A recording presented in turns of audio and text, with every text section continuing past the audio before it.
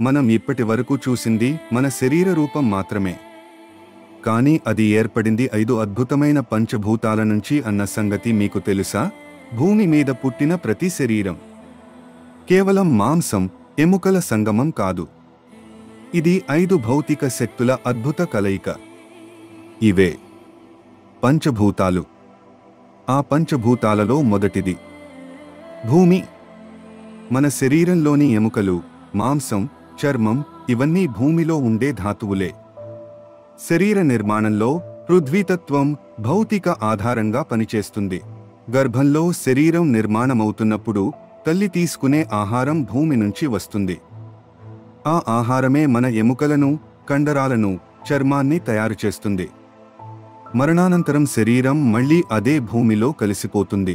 ఎందుకంటే ధూళిగా వచ్చాం, ధూళిలో కలుస్తాం అన్నది భూమి తత్వానికి ఆధారమైన సత్యం. రెండవది నీరు. మన శరీరంలో రక్తం, లాలాజలం, మూత్రం, కన్నీళ్లు ఇవన్నీ ఆపహతత్వానికి పరిపూర్ణ ప్రతిరూపాలు. మన శరీరంలో 70% వరకు నీరే ఉంటుంది. ఇది జీవం ప్రవహించే మార్గం. మనం తాగిన నీరు శరీరాన్ని శుద్ధి చేస్తుంది.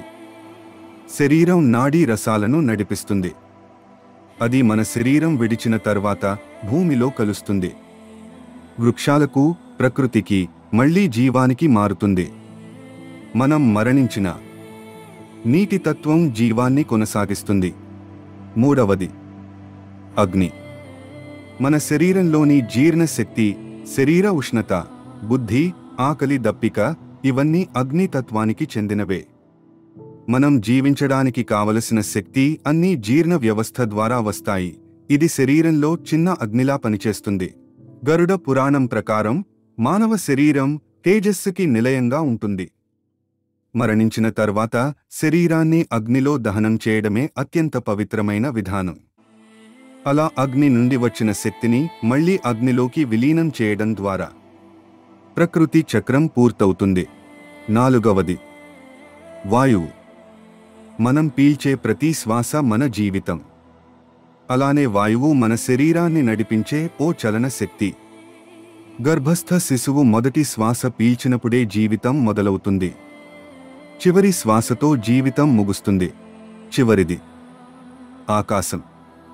శరీరంలోని ఖాళీలు, నాసికా రంధ్రాలు, గొంతు, చెవులు ఇవన్నీ ఆకాశతత్వాన్ని సూచిస్తాయి. శబ్దాన్ని గ్రహించే శక్తి ఆకాశంతోనే సార్థకం. మన ఆలోచనలు, మాటలు, ప్రాణశక్తి ఇవన్నీ శూన్యానికి సంబంధించిన ప్రకటనలు. మరణం అనంతరం మన మాటలు మూగవుతాయి. మన శబ్దం నిశ్శబ్దమవుతుంది. అది నిశ్శబ్దంలో అంటే ఆకాశంలో కలిసిపోతుంది. శరీరం పంచభూతాల సమ్మేళనం. మరణం అంటే వాటిలో విలీనం. ఈ భవనంలోనూ తాత్వికత ఉంది, ఈ శరీరంలోనూ శూన్యం ఉంది. ఇదే గరుడ పురాణం చెప్పే పంచభూతాల రహస్యం.